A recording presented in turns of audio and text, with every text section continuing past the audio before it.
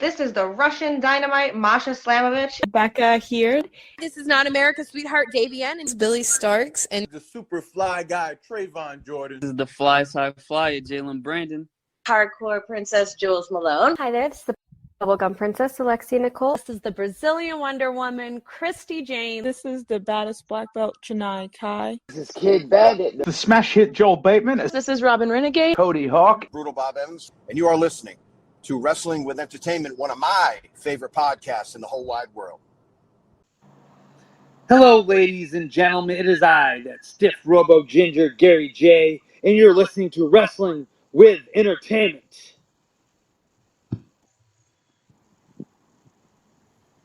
Hello, and welcome to the show with Wrestling with Entertainment, the only audio experience on the web today. Interviewing all your favorite wrestlers every Tuesday and Wednesday on YouTube and Castbox, sponsored by Rogue Energy and Player One Coffee. I am, of course, your host, James J., playing solo today, but it is still a great day for wrestling, because we are wrestling with the Stiff Robo Ginger, Gary fucking J. Wow, that's a pretty badass introduction. You should definitely give yourself a pat on the back for that. It is I'm on this show to talk about whatever you want to talk about. Well, how about we talk about what you got coming up next, Gary? Well, what I got going on next is I will be in Texas this Friday for Red River in Bedford, Texas, and I am fighting Moonshine Mantel. That'll be fun, and then I got to hop in the car and haul my ass to Chicago for Freelance Underground. So that's my weekend at the moment. Oh, that's awesome. And yeah. For more dates and everything pertaining to you, social media, merchandise, where can we find you? If you want anything to do with my merchandise, which I greatly appreciate anybody that has bought my merchandise or is thinking about buying my merchandise, it is always amazing to find out that people actually care about me. You go to fullygimmicked.com and then check out in the search bar Gary J. And then if you want to check out my social media, like you said, my Twitter's at Stiff Robo Ginger. That's a play off a Robo Cop reference from the 90s. And then my Instagram is unsigned you don't care 85. And then my Facebook, if people still get on that occasionally, is Gary J, J-A-Y. So that's where you can find out all the happenings with this guy. Alright, and all of those links to all your social media and merchandise will be in the description of the video below. No need to go looking for it, just simply click the link, it will be on that page. Awesome. Now, let's get right into it. The one thing that really stuck out to me is you competed for Limitless for the first time this year. And it was a world title. It was a title match against maybe one of the most talked about independent wrestlers right now. What did that mean to you? It was actually pretty cool. I will have to give credit to where credit is due. Alec Price is a badass. That kid's good, and he's just getting better. So, I've known about him for a while because I was doing Uncharted Territory, I think season 2. I was there for a little bit, and he was just actually working camera and helping out when he could. Oh, wow. And then a couple years later, I come back to the East Coast for Wrestle Open, Grind, and I believe it wasn't Limitless. It was their sister company, Let's Wrestle. That's where I actually fought him. I did that loop, and then I got the opportunity to get in the room with Alec, and I've known him a long time, actually. I believe one of the first times I was down to Beyond, he was driving me around, and I believe we had Denny's together, and we talked a lot about the business and stuff like that. So to get in there with a competitor like him who was at that level, but then you got to realize, in his eyes, he was getting in the ring with someone at a bigger level than him because I am who I am. So it was pretty badass. That's awesome. Is more Limitless in your future? Hopefully. You never say never in the world of professional wrestling. At the moment, my schedule is super busy. So once the dates line up, I'm sure I'll make my my face will pop back up there. It's just winning. It's a timing thing and a scheduling thing. Yeah, we gotta get that rematch. Oh, I'm all for it. Anywhere, anytime. That goes for any promotion. Well, can you tell us about your partner in Unsigned and Don't Care, Aaron Williams, and what's a pet peeve you just don't understand about him? Pet peeve about Aaron Williams, I don't understand. Yes. It's funny when we're together and traveling together. I'm pretty much his life coach, as in like get him through airports is like babysitting a kid. He's he's so clueless with that stuff. So it's not really a pet peeve. It's kind of just funny at this point because I always bring it up to him. But I don't really have a pet peeve with him other than like I'm his life coach at times. So I don't know if it's a pet peeve. It's just something funny that people don't know. Uh, I'd say overall though, Aaron Williams, like I love to fight the guy as well. He's one of the very few people in quotations, air quotes. You can't see this, but you can see it with my hands.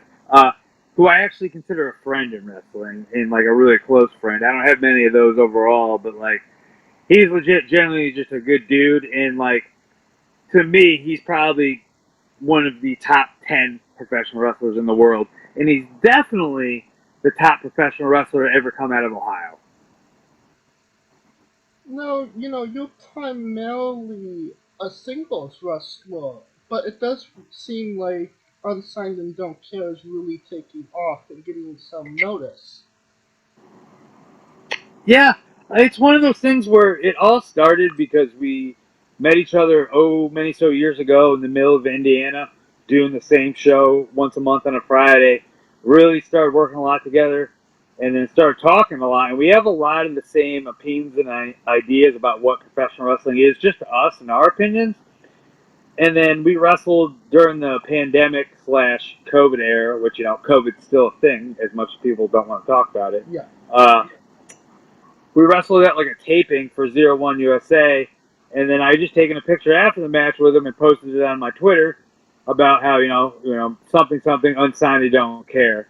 And it started off as a joke, and then I realized it's like we might be able to kind of create something with this because it means something to us. Because the whole opinion behind it is so many people live and die in professional wrestling about signing that piece of paper, and that piece of paper is their whole worth.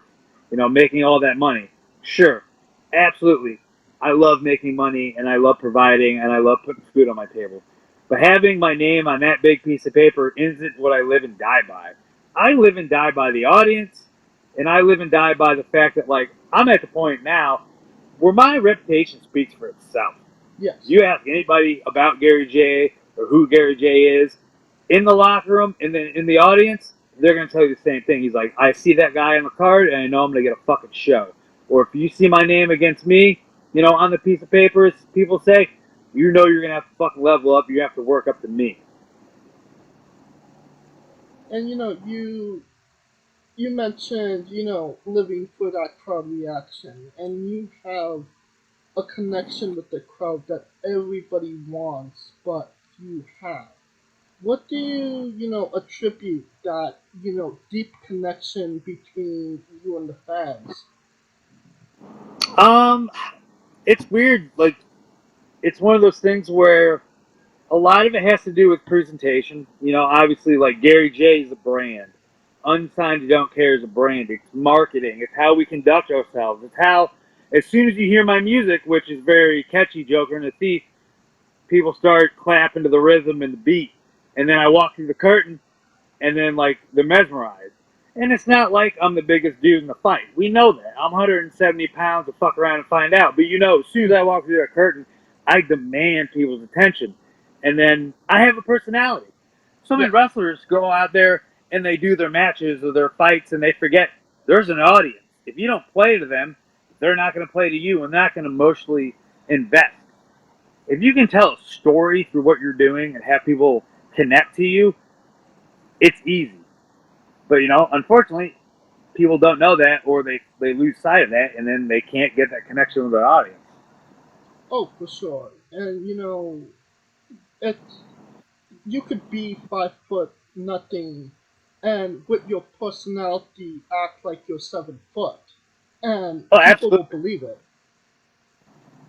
Oh yeah, I mean, perception and personality go a long way to me. Obviously, knowing what you're doing in the ring and being physically ready and conditioned to be in a professional wrestling also takes you very far. But if you don't have all those tools, then you're just going to be out there wrestling for yourself. I don't go out there and wrestle for myself. I wrestle for the audience. They're the paying customer. Right. If they're not paying, then I'm not getting paid, and there's a problem.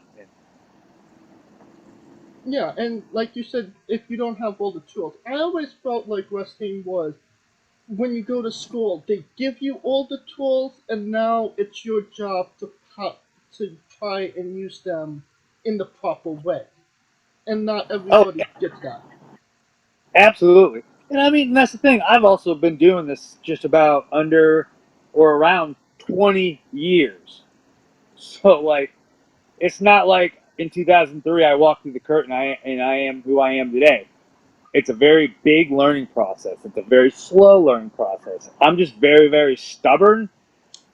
And I realized, early on in my career, it's a marathon, not a race. If you're in this like me and you have a lot of passion and heart, you just got to grin and bear it. You're going to go through a lot of stupid shit. You're going to hear a lot of dumb stuff, what to do, not to do, but you got to figure out what works for you and what works for the situation you're in. And then you just got to be very, very persistent. This is a business. Professional wrestling is a business, and you have to be a professional at it. You mentioned, being stubborn. How has that helped your wrestling career, and how has that hindered your career? Oh, I mean, it's helped my career because 20 years later, and I'm still doing it because I am stubborn, because I still want more. Like, I've done a lot of cool stuff in wrestling, and I'm very grateful for any opportunity or anything I've ever done. I've traveled all over the country. I've, been paid to do so, which is awesome. A lot of people don't even leave their couches on the weekends. So, like, I'm very grateful for all that, but I want more.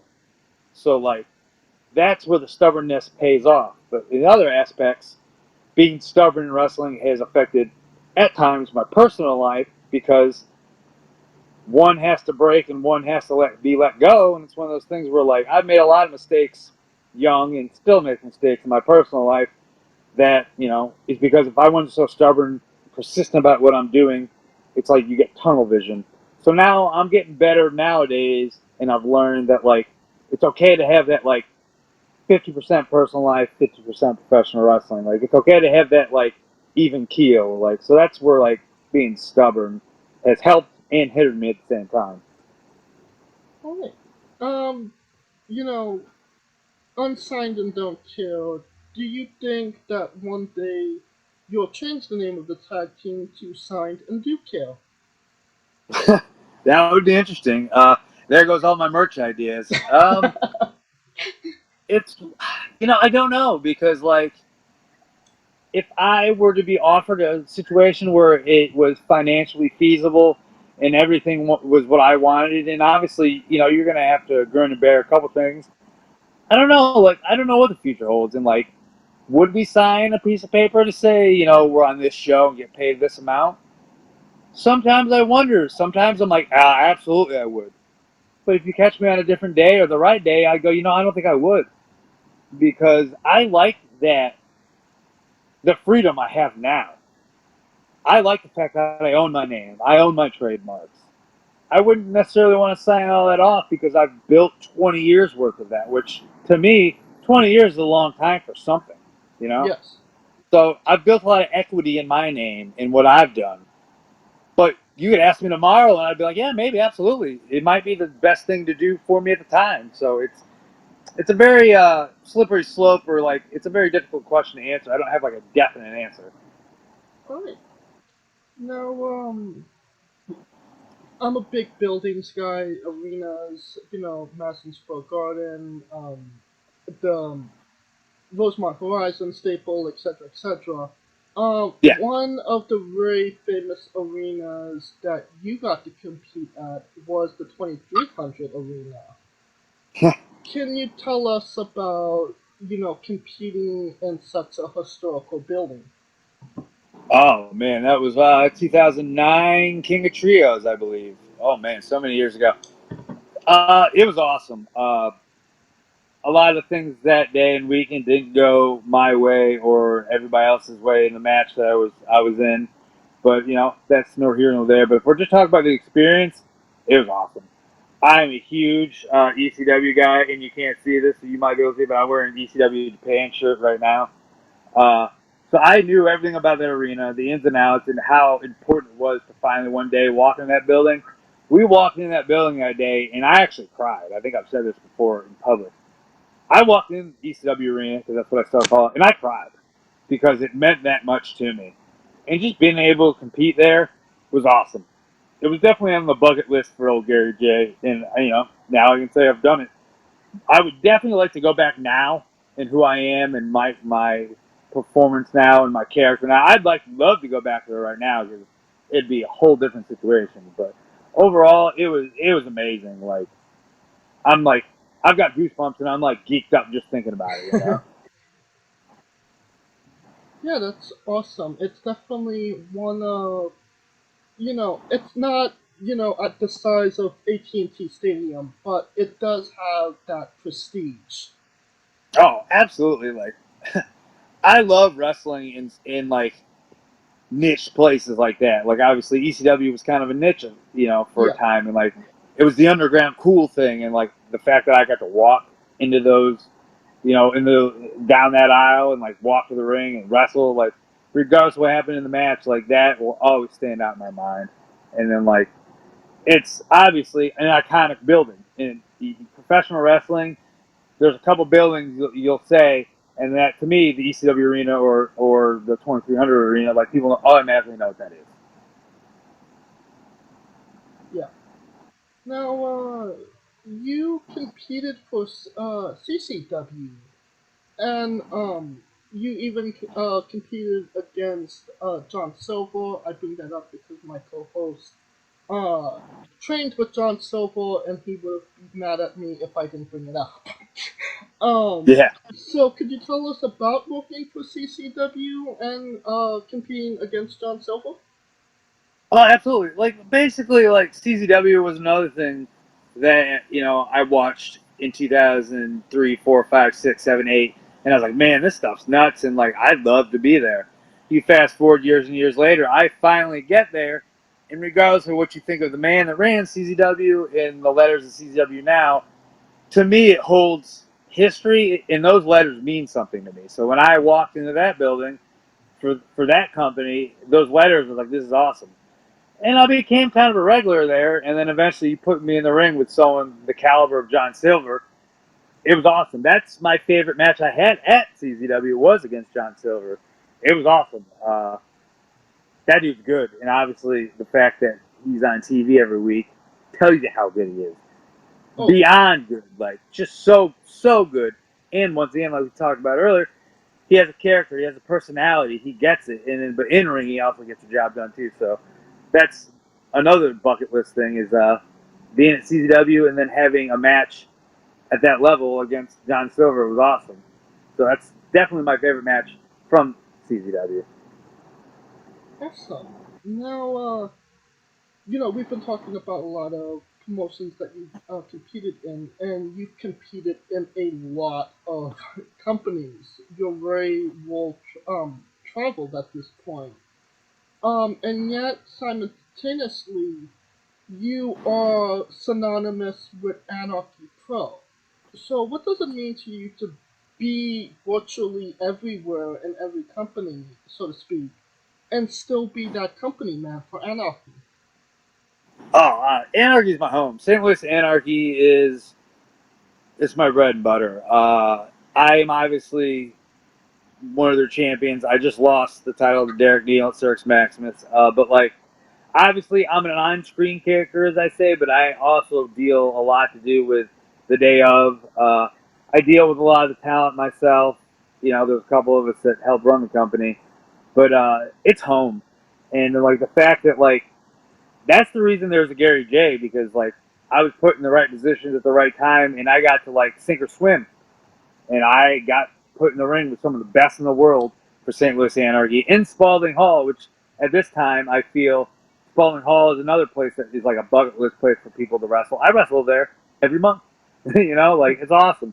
And like the St. Louis Anarchy, that's a tongue twister. The St. Louis Anarchy atmosphere and the brand, and then the fans themselves are awesome. So like, it's awesome going everywhere, putting the miles in, brother, and going territory to territory. Like, and people always are like, "Well, you're from St. Louis Anarchy. That's awesome." The fact that St. Louis Anarchy's built their name up enough, and I've helped that, it's cool shit. So yeah, it's definitely like a proud dad moment. And you mentioned, a Spalding Hall, and it seemed, and we were talking about the 2300 arena a minute ago. It kind of seems like Spalding is kind of becoming low key like a 2300 arena for Anarchy. Oh yeah, it's home right now, and it's crazy. Like if you know the history between Anarchy and that building, like ups, downs, and rounds, but that's where we are, and like the fact that we still get to run there, and like what's crazy, it's just this random building in Alton, Illinois. There's nothing crazy special about it, but you put our fans in there, and you put our ring in there, and it's like this magical thing that happens once a month. It's awesome. Like you can't book or produce that; it just happens, and like you can often replicate like what that is, and a lot of people have tried, but you can't duplicate it. There's only one St. Louis Anarchy, and there's only one Anarchy atmosphere. So like the fact that people put that on their bucket list of buildings to go to is nuts. Like once again, like it's a proud parent feeling. It's quite interesting. It seems like the St. Louis area of Anarchy and everything around it, you know, it's very connected between the wrestlers, the promoters, the fans, and it just feels like there's like a genuine love there. And but St. Louis, obviously has produced some incredible wrestlers, but doesn't get the credit of being one of the major cities of pro wrestling, like New York, Chicago, Los Angeles, Philly. You know what I mean? Oh yeah, and I get that. And like at the moment, you have Glory Pro Wrestling, you have St. Louis Anarchy, are like the big dogs, as I say, and then you have Davey Richards, who runs a school, Team Ambition, hashtag our city in St. Louis. So like, Davey Richards' name speaks for itself. Yes. He's got students and he's got coaches there that travel everywhere and do what they do best. You have myself, who's like an island of my own, and I'll put myself in that island because like I'm not quite hashtag our city or Team Ambition, but like, you know, I I fight for my city per se. But at the same time, when like you think of Gary J, obviously you think St. Louis because of the reputation. You have myself, you have Davey Vega, you have Matt Fitchett, Grindhouse / Besties. I mean, like, and we've been around for a while building the foundation of what St. Louis wrestling is now. Because for a while it wasn't the strongest, but like we've been here the whole time just building that reputation and that foundation. And it seems like over the last, let's say, year, people are finally like, oh man, St. Louis is like fucking incredibly talented and they got so many great things. It's like, yeah, we've had this shit for years. You just haven't opened your fucking eyes. Like, you know what I mean? So like, it's slowly building up the reputation that it deserves. And like, yeah, low key, St. Louis overall in like the scene, as we say, is it's popping. It's hot as shit. It's like some of the hottest stuff around, like better than any other like area or territory, as I say. Alright. Now, can you tell us about your documentary? Oh, that was awesome.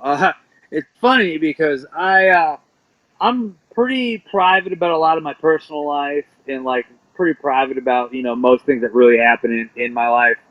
But I was like, man, like I love documentaries and I'm a huge wrestling fan and I'm like I've seen so many wrestling documentaries. I'm like, man, it'd be cool to like be a part of one of these and put my own story to it. And I talked to Zach Reuber, and he's like, dude, I'd love to do something. He's like, I've always wanted to do a documentary. He's like, I'm a really big fan of yours. So we ended up getting really close. And then, like, I don't know if you've watched the documentary, like, Yes. it tells a story about, like, who I am and what I am, but it also shows the wear and tear that professional wrestlers had in my personal life, like I kind of mentioned earlier, and how it's okay not to be okay. Mental health right now in 2022 is, like, a really big struggle with a lot of people. It's just a lot of people don't talk about it. Right. And I kind of wanted to put it out there, like, it's okay to be fucked up and not be okay. You got to realize that, like, you have to take care of yourself before you take care of anything else, and going to therapy and getting help and talking to that third party about your mental health will help you tremendously. And that's definitely in the documentary. And it's just cool to see, like, the finished product was fucking amazing. And, like, I was really happy with it. And I'm hoping that, like, someone watching it gets it and watches it and goes, that's a really good story, because, like, you really get to see who I am as a human being, not just Gary J in the ring, you know, knocking people out, you know? Right. And you know, like you said, you're a more of a private person. You don't really show your personal side of things. And watching the documentary, you really bare your soul, like you put it all out there. So how was that? You know, being so private and then putting everything out there for the world to see.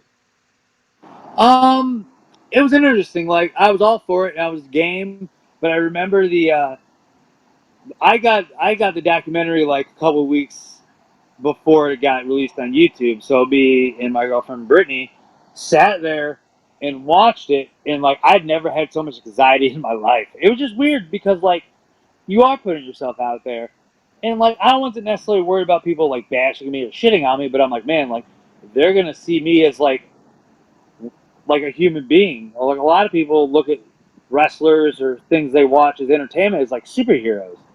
But once again, that all reverts back to like you ask like the connection, the emotion you build with a crowd is like they're gonna go, man, he's just like us. Like I love this guy. Like he's just like us. He's been through good and bad in both sides of the spectrum, and he continues to move forward. So like that also adds another layer to like having fans emotionally invest into me as well. It's a huge, big picture that a lot of people in wrestling don't think about.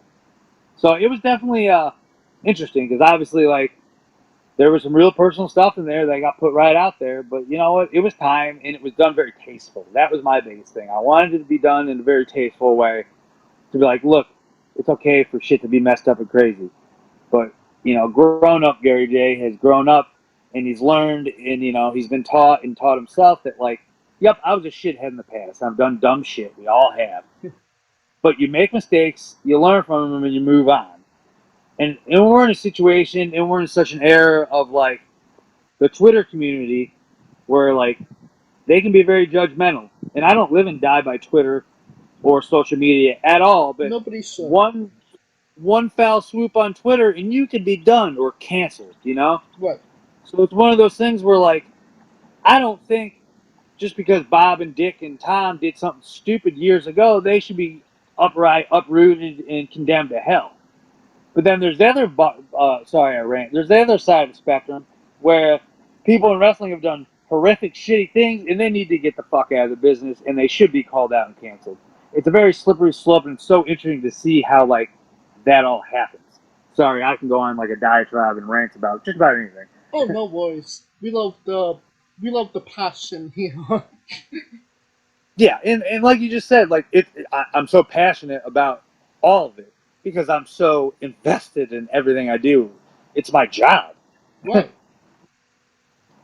And you know, it was just really, having watched it, it was really well done, I would say. And don't think I've seen a documentary outside of WWE that has been that well done before. Oh yeah, and like when me and Zach first started the project, he was like, "Ah, maybe we do like a 10-minute YouTube documentary." I was like, "Yeah." And then he just followed me around, and he only lives about an hour and a half, 2 hours away from me, so he came, hung out with me a couple times, got interviews with friends, with Brittany. We would just hang out and not film stuff, and we end up being friends. So that actually helped too, because then he learned me as a human being and a person, not just someone he's filming a documentary for. So a lot of credit should go to him because he put the story pattern in there. Because when we first came up with the project, we didn't really know what the story would be, but he's like, "Yeah, we'll just get a whole bunch of footage, and we might not use some." I was like, "Dude, the more footage, the better." And he's like, "When do we want this out by?" I was like, "I don't think we put a time frame on it. I go, let's just film as much as possible, and we'll know when we're ready. And it kind of just happened naturally, not something that we like planned. It just happened naturally. And then, like you said, the finished product is awesome. Like, I'm very proud to be a part of it, and I'm very happy because Zach was wanting to do some kind of a project in wrestling because he's a huge wrestling fan. He just didn't know the right person to go to. And it's another thing. I gave him the opportunity to work with me. I gave him the chance, and then, like, he knocked it out of the fucking park. So, like, 1,000 times grateful for that guy. Like, he did awesome. You mentioned, you recorded a lot of shit. Was there something that was recorded that didn't make it into the documentary that you really wish did? That's a thinking question right there. It's one of those things where, like, there was a lot of, like, B footage of just goofing off and, like, joking around and shit. That would have been cool going in there. But it's also because, like, it's cool to know that, like, if you wanted to make, like, a 5 to 10 minute YouTube thing of just, hey, here's the B footage of the Gary J documentary of a whole bunch of people just saying fuck and farting and making dumb noises. Like, like a whole bunch of wrestlers being kids, basically, like, that'll come out eventually, I'm sure. So I kind of see like why some stuff wasn't in the documentary. Alright, well, looking forward to that part too. Now, you were called one of the four pillars of St. Louis wrestling. I believe one of the other ones is Warhorse. What does that mean to you to be so recognized from the St. Louis? It's interesting because obviously most people know my storied rivalry with Warhorse. Fuck that guy. And then Pitchett and Vega, the Grindhouse at the moment. It's four guys that pretty much work their tails off in an area where a lot of times when we first started, many moons ago, we're told you're never going to amount to anything. You're too small. That's not how it's done. Yada, yada, yada. I'm a vet. Bullshit, bullshit. But now people call us the fucking four pillars of St. Louis wrestling. So that's a big fuck you to these old heads that used to tell us that we were shit that would never amount to anything. Because now I'm paying my bills and keep my lights on, and they're working at Walmart fucking hating their life. Yeah, I'm a little bitter about that, but whatever. It's cool, like, to know that, like, people in this weird world of professional wrestling look up to me, this kid that's just living his dream and he's happy to be a part of it at times. It's interesting because now it's one of those things where, like, I love being synonymous with St. Louis. I'm very proud of that. I love being a pillar of St. Louis.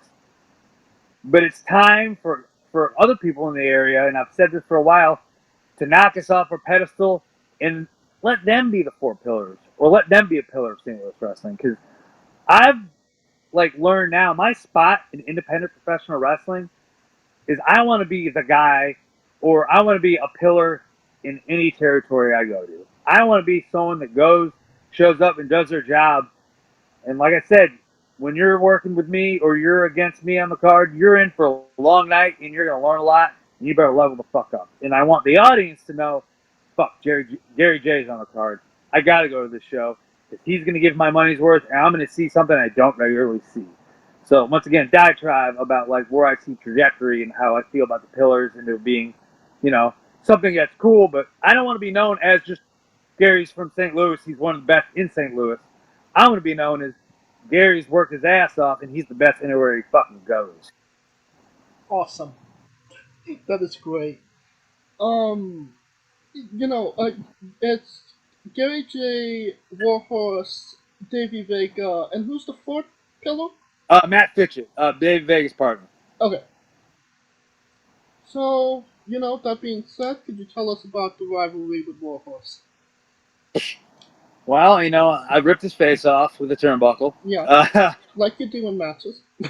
Yeah, as I do. Now, basically, it all started with just working for 01. I remember some promos and some bullshit leading into it, and then obviously that match happened, and then, like, that jumped our trajectory, and we ended up pretty much doing the territories, as I say, and fighting every weekend against each other and making money against each other, and people just love the fights.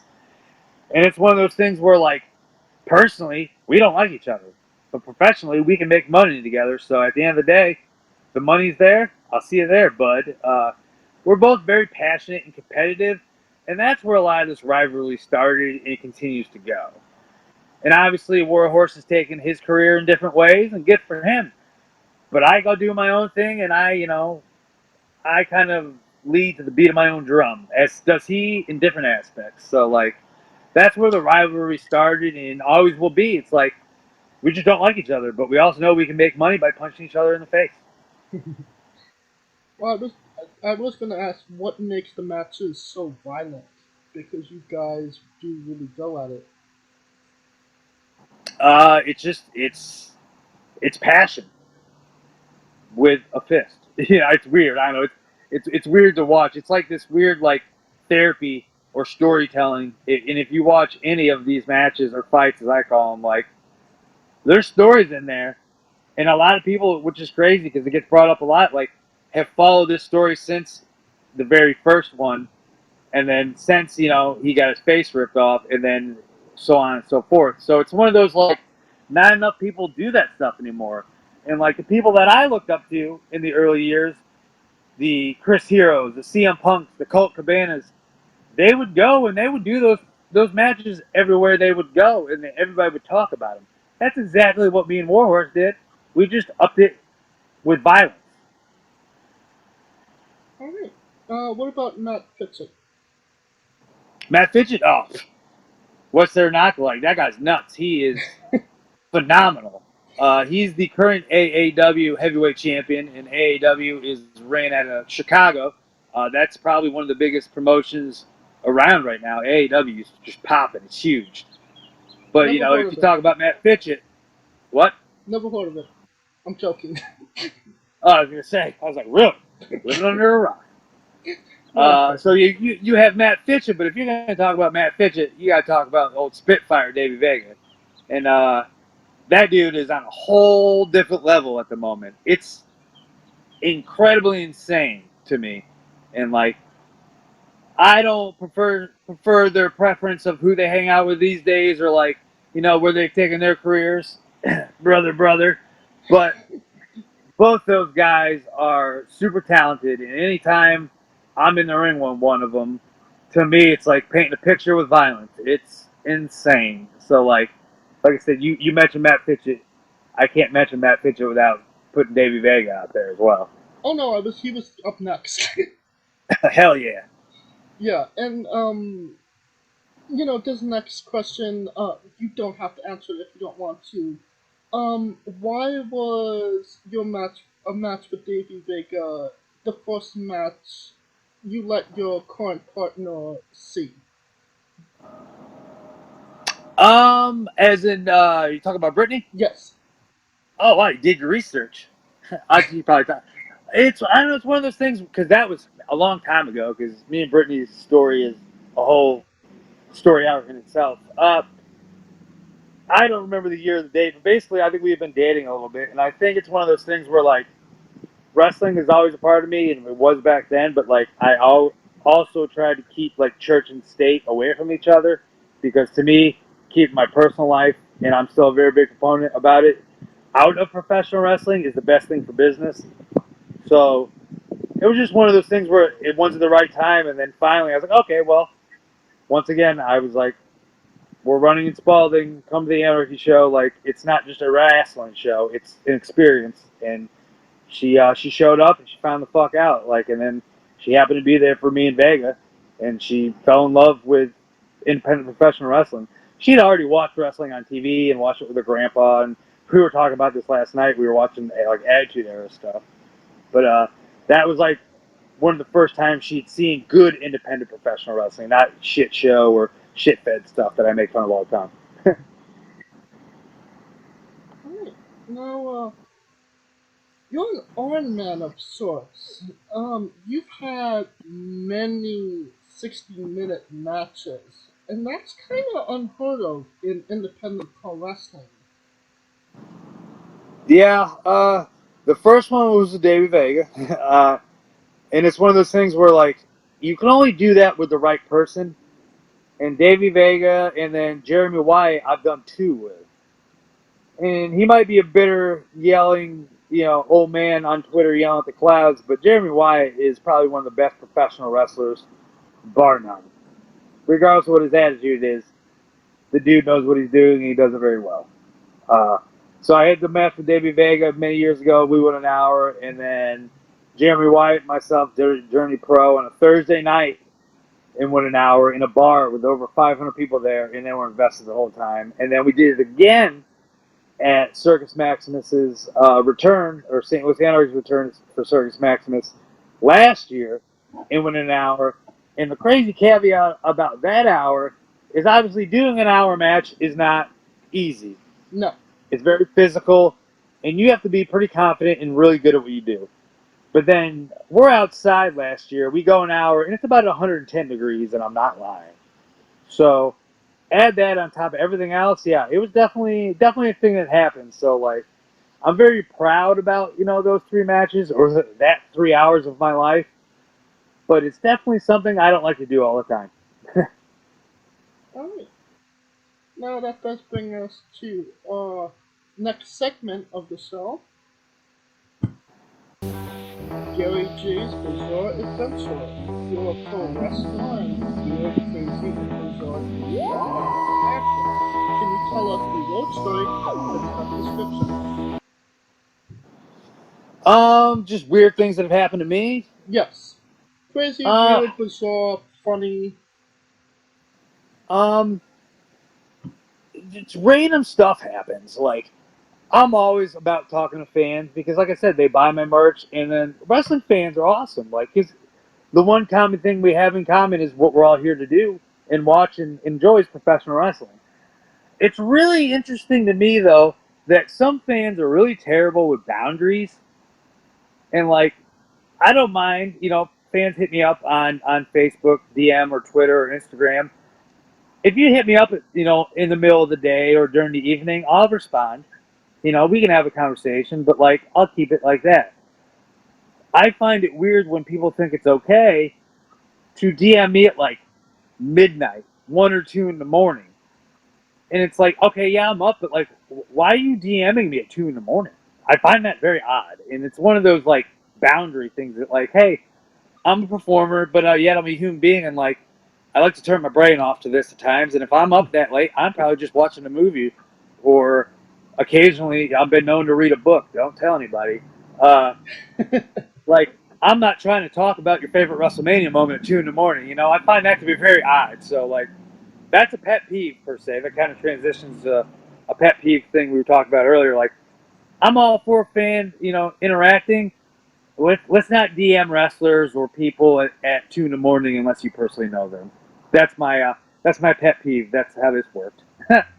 Well, I mean, that could be, like, attributed to time zones. I'm obviously on the West Coast, which is 2 True. hours behind you, and obviously the East Coast is an hour ahead of you. And obviously, UK and Australia, those in same places. Yeah, I can understand that. And, like, but I guess if you're DMing me, you should be mindful of, like, well, Gary's in St. Louis. So, like, I guess people don't always think about that. I don't know. Like, once again, like, I can see that side of it as well, but it's weird to me. Because to me, I'm so used, like, it's 3 in the morning. Why does this person want to talk about Stone Cold Steve Austin? There's always a good time to talk about Steve Austin. I was watching him and Sean's promos leading up to WrestleMania 14 yesterday, and I was like, man, crowd is so electric. That was a really good build-up. It was awesome. And, like, Shawn Michaels is my hero. He's the GOAT. He's the best of all time. There's no arguing there with me. So, like, watching any Shawn Michaels interaction with anybody is always great. But then Austin, obviously, is on a whole different level as he is. Well, that does beg the question, who's better looking, Shawn Michaels or Kevin Nash? I'm a huge Diesel fan. Diesel, when I was a kid in 1995, was my first favorite wrestler. But yeah, interesting fact, right? I love Diesel, but I would have to go Shawn Michaels, better looking. I mean, the two dudes with attitude, you can't go wrong there. But Okay, that's completely fair, but it is. What about Shawn Michaels and Kevin Nash in 2022? ooh, I'm gonna have to go Nash. Yeah, I just saw that question the other day on social media, and it was like Michaels or Nash, and I was like, today or like in '96? Yeah. In '96, Michaels. Today, Nash. Yeah, Nash aged gracefully. Yeah. Um, Yep. And I could listen to him talk about wrestling in stories forever. oh, definitely. Um, that being said, could you tell us about your love of RoboCop? It's weird. That's the Twitter name handle. Basically, I love all '90s things. I'm a big '90s kid. I was born in '85, so like the first 5 years of my life I don't remember. But then we hit the '90s, and I'm like, man, everything's awesome. Ninja Turtles, Batman the animated series, industrial rock from the '90s, alternative rock from the '90s music, '90s sitcoms, Full House, Boy Meets World. Oh, I could go on for days. But anyways, RoboCop. Uh, I don't know. It's just one of those things where like they're so corny and bad. I love them. You know, like I love those movies. And then I was watching one night, and I was on Facebook or MySpace or whatever, and I was like, oh, what's this Twitter thing? I need to start one. I was like, what's a goofy thing? Because I'm a very goofy person.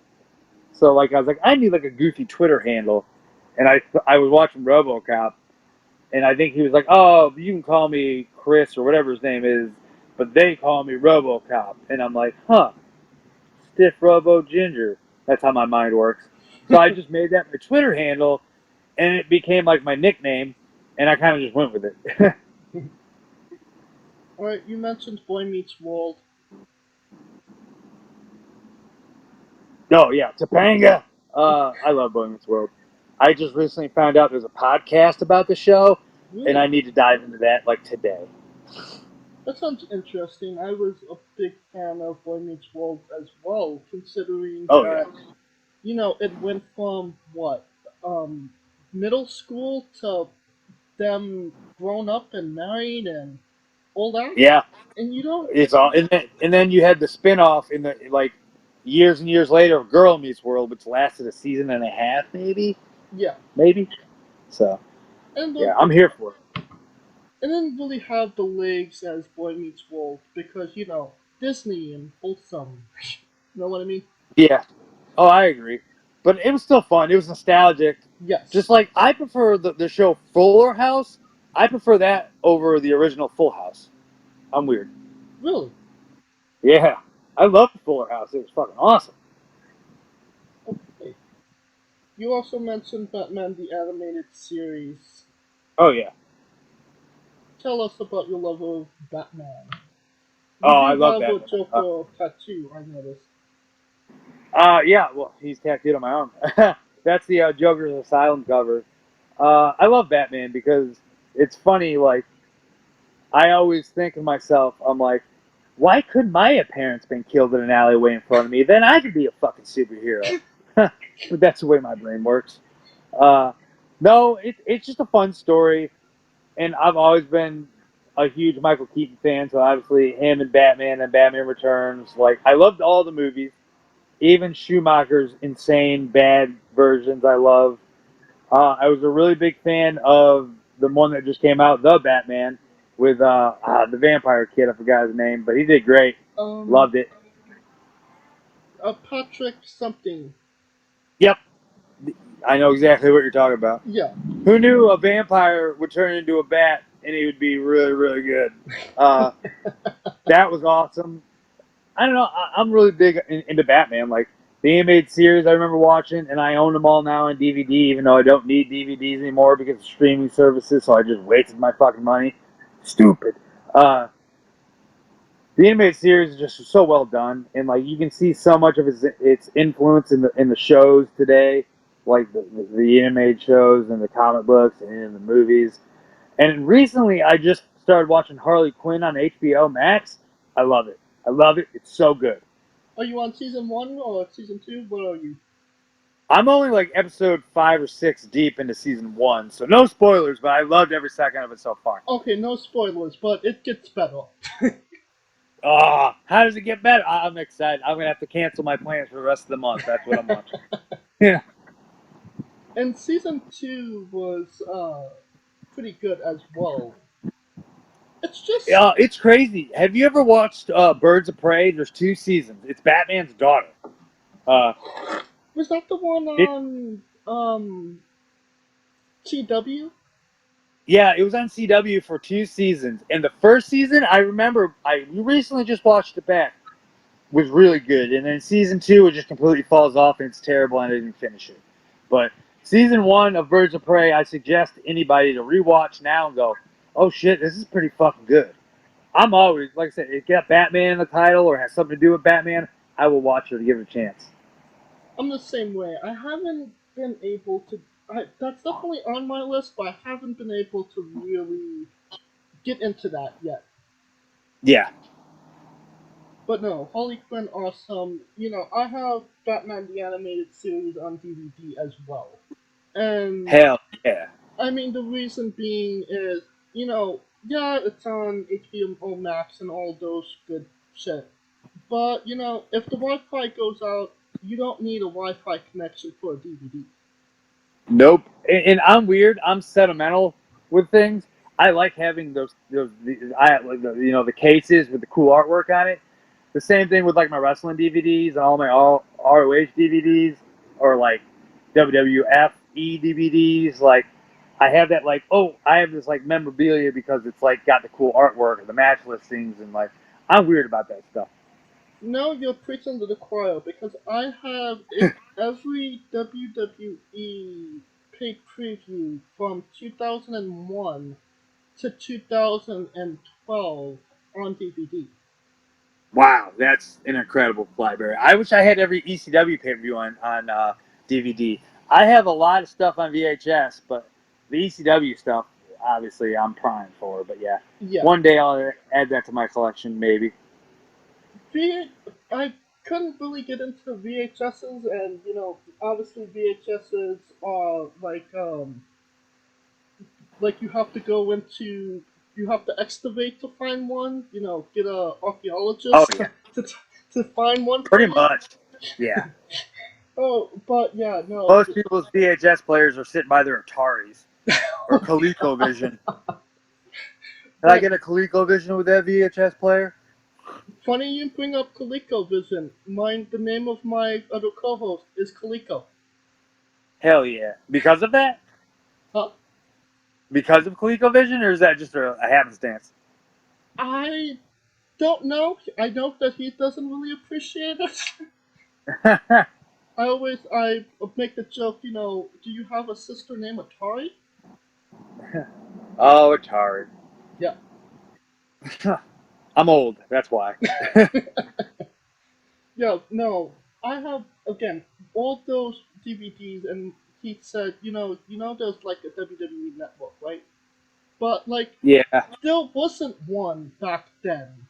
Like, the only no, not at all. You had to the only way you could replay those shows was if you had them on DVD. Oh, absolutely. Yep. Alright, let's get into a controversial subject. Pineapple on pizza. What's your stance? Oh, there's no controversy at all to that. I'll tell you my answer right now, and the whole world needs to hear this. Pineapple belongs on pizza. It's amazing. It's citrusy. It's flavorful. And if you want to up your game, if you pineapple pizza haters or pineapple pizza lovers want to up your game with that, dip it in ranch. Deal with it. I heard about the dipping in ranch, and that's something that definitely interests me. I would do ranch. Oh, ranch goes on everything. And you can ask anybody around me. I put ranch on just about everything I eat because I clearly have problems. What's your spirit Pokemon? I don't know. I don't really follow Pokemon. I'm gonna say I'm Charizard just because I know that name. Alright, not mad at it. Alright, weirdest question you ever be asked on a wrestling podcast. Would you ever consider wrestling a rock? Not Dwayne Johnson, not the country, an actual rock. Like just like a rock that's like a big boulder. I'd say Sure, why not? I'm sure it wouldn't budge or move unless I roll it down a hill. Alright, well, just for context, there was this wrestler named Psycho Mike that wrestled an actual rock for over 15 minutes in a Tungsten Man match, an Iron Man match that lasted for 2 weeks. Is this real? That happened? That happened, yes. That's interesting. Yeah, it was definitely a sight to behold. It was a thing that happened, as I say. It's a thing that happened. And also a thing that happened, he didn't win the match. Well, yeah, he booked it, so he put himself over. No, he didn't win the match. Oh, he didn't? No. That's a hell of a team player right there. No, I mean, the Rock was the world champion. He couldn't let go of the title. Oh, yeah. You got to build the next Rock pay-per-view. I get it. Yeah. And we love Tracy Smothers on the show. Do you know the acronym for Doug? THUG. Oh, man. I do know it, but now, hold on. I'm going to mess it up, so I'm not even going to try butchering it. I know it, and, it's a shame that we lost Tracy, because that's a vast... That guy, in his knowledge of professional wrestling, is insane. And as you've heard through everybody, like, he's definitely missed. It's uneducated something. Now I sound like an idiot. I could do it for you. It's T is for terrible, H is for hell, U is for ugly, and G is for jail, 'cause a Doug can't spell. I knew it had something to do with that. Have you had encounters with Tracy? Yeah, we used to. I've worked a program with him in Ohio in AIW years and years ago. Me and the Submission Squad were feuding with him, Jock Sampson, and I believe Marion Fontaine. So we did a couple matches in a program together. Not in the later years, I wasn't really around him, but in the earlier years of my career, I was. But yeah, like once again, like you say the name Tracy Smothers, and everybody's got a story. Everybody remembers, what he's done and, who he is. So, like I said, it's just a shame that we lost him. You mentioned Jock Sampson. Could you tell us your opinion on Jock Sampson? Very entertaining. It's been a long time since I've actually seen him in person because, like I said, it's so long ago. But it was always fun to work with him. I love his promos. I still watch his promos, and I find them very entertaining. I ask because we've had a lot of the people that wrestle where he is, and nobody has a good thing to say about Jock Sampson. You say no one has a good thing to say about Jock Sampson? Yeah, it's kind of like a running gag on the show. Okay. I was like, I'm not on the inside here. I'm just a spectator. Yeah. Yeah. On a more serious note, where do you see yourself in 5 years? Oh man, hopefully the fuck out of the business. It's one of those things where like I've learned in the last couple of years, and like I kind of in the documentary touches on it. I like to help people that love wrestling as much as I love it. So I have like a crew of kids. They're not really kids, but I call them kids that I travel with and help, and like help them progress to get where they want to be in wrestling. So like it's one of those things where like I see myself maybe in 5 years like not being in ring everywhere, but I'd much rather be more of a backstage coordinator or like an agent, because I think independent professional wrestling on certain levels needs agents to help coordinate stuff, to help the shows progress, and help people learn and get better. So I see myself being like a teacher or an agent if I'm not just still, running with my fucking full steam ahead attitude I have now. Alright. And I really, that's very respectable and commendable as well. What is a match that people should go out of their way to see that best shows off what Gary J is all about? Oh, I've had a lot of them, but ironically, at Grind Puro, at their last show, I fought Jay Freddy in the main event, and that's on IW.TV or IWTV, Yeah. the streaming service for independent professional wrestling. Most people know what that is, I'd hope, if they're listening. Yes. You should definitely check out my match with Jay Freddy. Physicality, storytelling, and emotion all wrapped in one, and that's what I'm all about. Is there something we could find on YouTube? Oh, absolutely. Anything I've done from St. Louis Anarchy in the last 6 months is on YouTube. From January on, we've just it's all on YouTube, so definitely check it out. My match with Anthony Henry's great.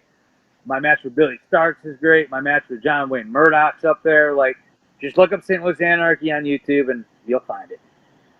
Alright, I'll put the matches specifically with Billy and Anthony in the description of the video below. So if anybody that hasn't seen them or wants to check them out after this interview, they can. Oh, absolutely. Alright, and since we are nearing the conclusion of this interview, we are wrestling with the 8 questions of doom. This is our speed round, our bonus round, the round where we see who you really are. Are you ready? Yeah. Excluding yourself, greatest wrestler of all time. Shawn Michaels. Worst wrestler. Worst wrestler of all time? British Bulldog. Ooh, interesting. You're main eventing WrestleMania for the World Championship. Who is your opponent? Who's my opponent? Aaron Williams. If you could come out to anyone's entrance music, past or present, who would it be? Undertaker's. Which one? I'm a really big fan of all of them. So probably his newest one.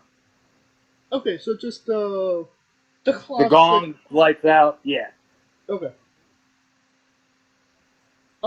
Finish the sentence. Kayfabe is. Kayfabe is dead. No. Kayfabe is something that's not taught. Kayfabe is something that is not taught. That's interesting. We also would have accepted tastes great on toast. Yeah, I'm not a big toast guy, but we'll go with that. Squash, fruit or vegetable? Squash. I think it's a vegetable. It's a fruit. Oh, no! It's tomato logic. Oh, tomato. Yes. But you're part of Squash Squad now, and that means a hell of a lot. Huh. New Japan wrestler Taichi, his ring gear gets smaller every year, revealing more of himself to the world. My question, what is the appropriate trunks to butt cheek ratio for ring gear? I never really thought about that one. I guess if I had to choose, think about Tyler Black and Ring of Honor. That's about appropriate. Alright.